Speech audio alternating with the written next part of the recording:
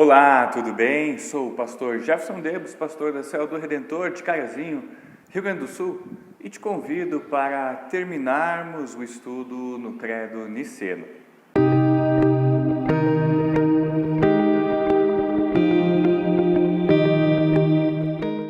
Vimos no vídeo anterior o aparecimento do arianismo e com ele a dúvida sobre a divindade de Jesus e como a Igreja se uniu para resolver essa questão no Concílio de Nicéia, onde o arianismo foi declarado heresia e o Filho foi declarado verdadeiro Deus, consubstancial, da mesma substância ao Pai, sendo formulado assim um credo. Mas essa decisão do concílio não resolveu a questão, pois tanto os arianos como os conservadores, ou também conhecidos como semi-arianos, não ficaram satisfeitos. Os arianos acharam que não foram respondidos, não foram convencidos do seu erro. Achavam que ainda estavam certos e começaram a agir por meio da política, já que a Igreja e o Estado estavam unidos, pois o imperador ou os imperadores romanos é que determinavam a liderança da Igreja. Assim, então, eles foram preparando terreno para afastar dos cargos eclesiásticos os que defendiam o credo de Nicéia e colocar em seus lugares adeptos do arianismo, impondo assim a sua interpretação por meio da força das armas do império.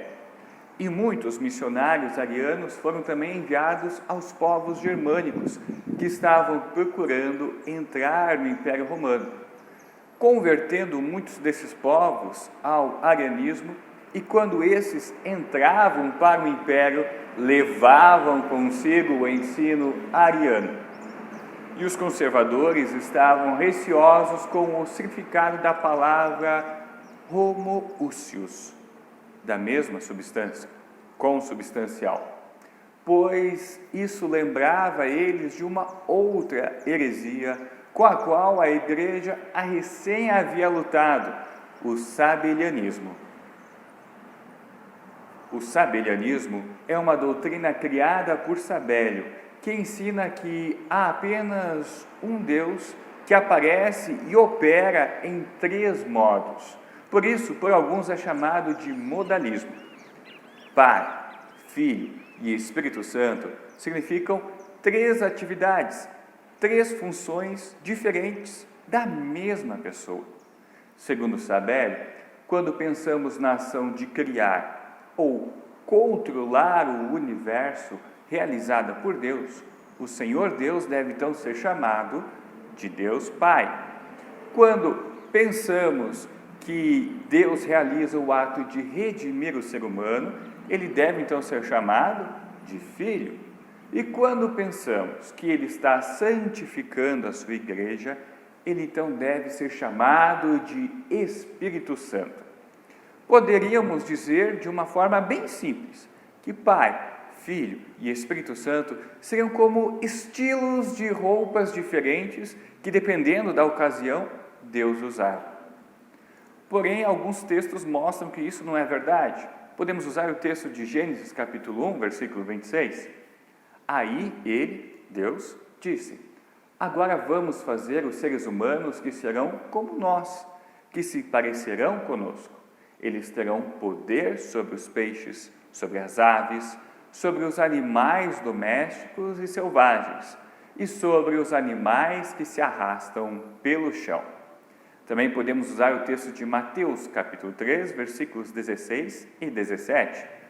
Logo que foi batizado, Jesus saiu da água, o céu se abriu, e Jesus viu o Espírito de Deus descer como uma pomba e pousar sobre ele.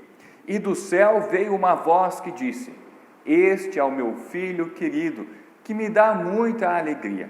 E também o texto do Evangelho de Mateus, capítulo 28, versículo 19.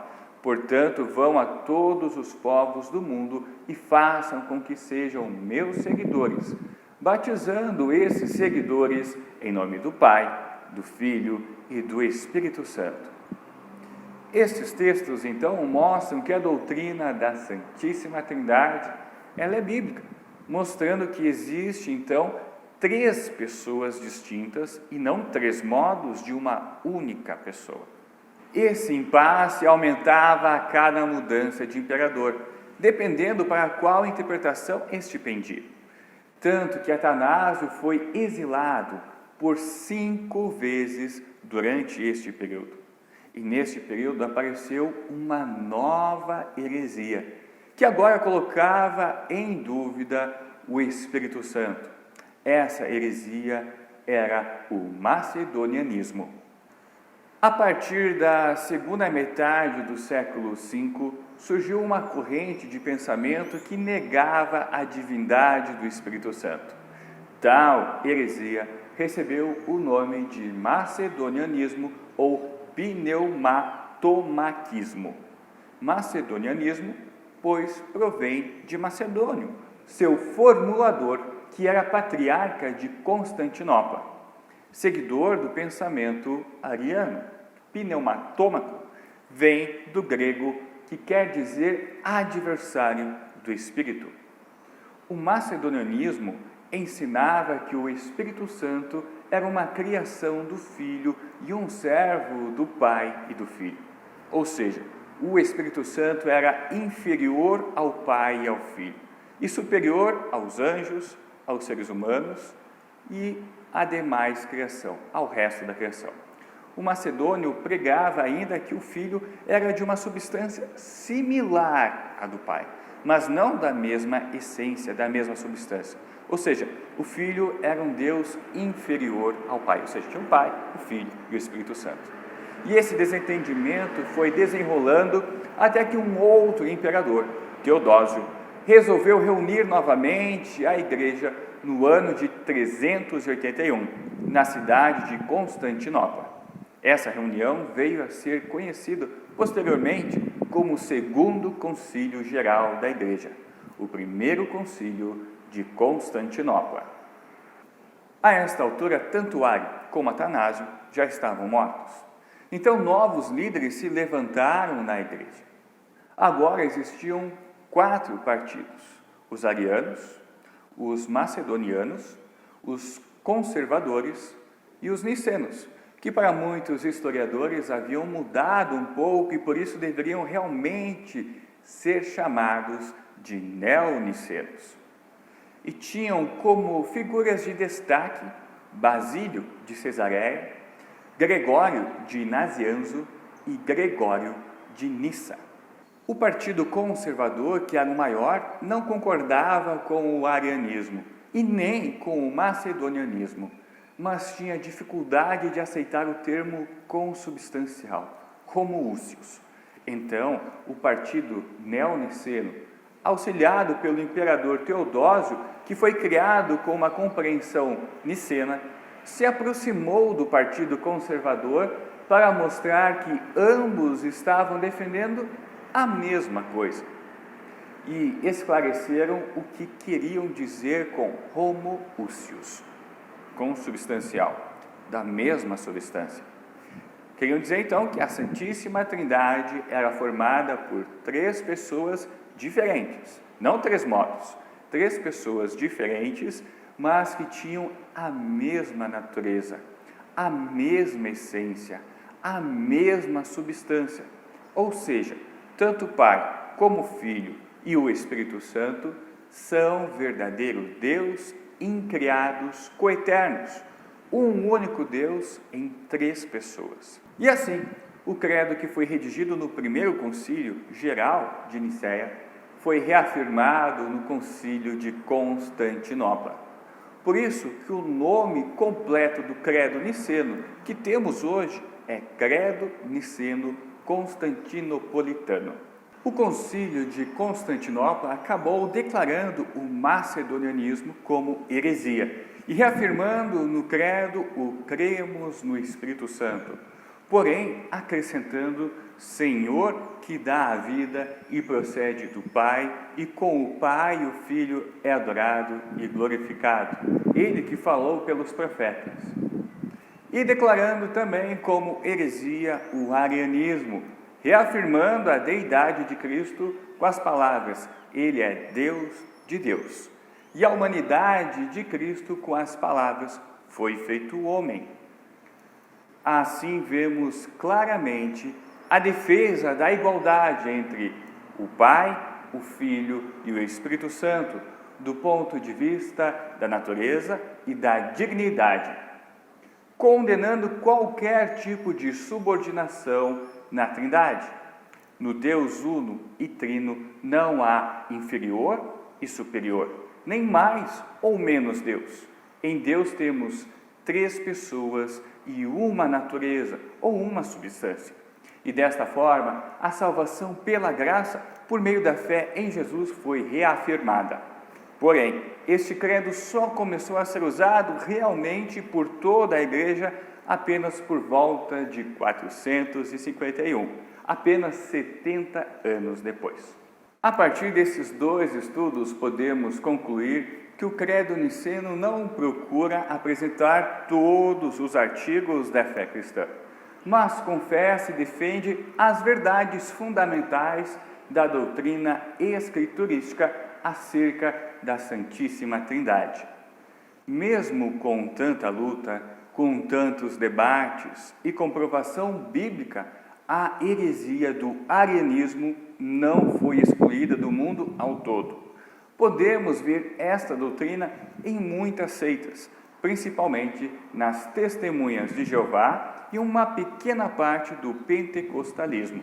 Por isso, amados irmãos, é sempre importante continuarmos a ter contato com a Palavra de Deus, fazermos a leitura diária dela e deixarmos que ela mesma se interprete, para não sermos enganados por falsos ensinos que nos afastam da graça de Deus em Cristo Jesus. Pois os nossos inimigos, os inimigos da igreja, não estão apenas fora da igreja, mas estão também dentro da igreja. Dentro da igreja também está o joio está em meio ao trigo. E podemos ver também como Deus não abandona a sua igreja, mas continua cuidando, sempre levantando pessoas, levantando líderes, guiadas pelo Espírito Santo, o Consolador, que denunciam o erro e levam a igreja novamente para Cristo Jesus, tal como o próprio Cristo prometeu antes de subir aos céus, e que assim será até a sua volta no dia do juízo final. Oremos. Ó Pai, Filho e Espírito Santo, nós te agradecemos por mais este momento de estudo que o Senhor nos proporcionou. Nós te agradecemos, ó Deus triuno, por nunca abandonar a sua igreja, por sempre cumprir a tua palavra, a tua promessa e nunca nos deixar sozinhos. E por assim sempre levantar pessoas, líderes, para que possam fazer com que a tua igreja lute contra erros que nos afastam da salvação em Cristo Jesus. Continua a levantar líderes, continua a enviar o teu Santo Espírito para que ele possa então capacitar mais pessoas para serem líderes da tua igreja e assim possamos ser guiados pela tua palavra em pureza e verdade ao caminho da salvação em Cristo Jesus. É em nome dele que nós pedimos e agradecemos. Amém.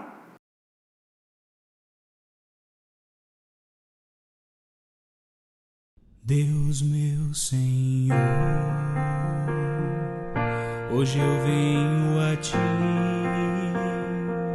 com meu coração cheio de louvor. Tu sempre estás ao meu redor,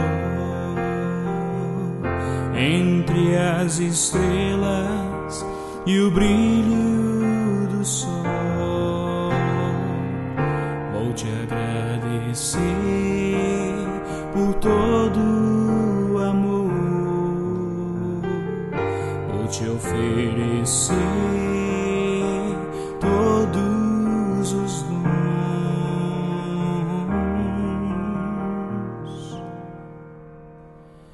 e em tuas mãos me entregar.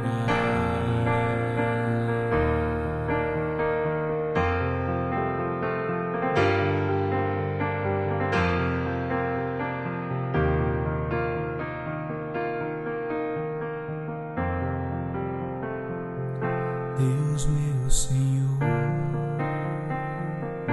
hoje eu venho a Ti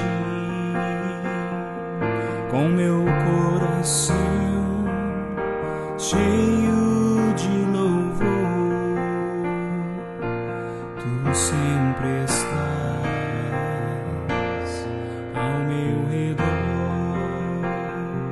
entre as estrelas e o brilho do sol.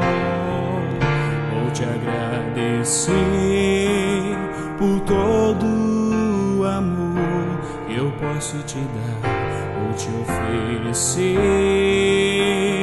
todos os dons que tu me deste.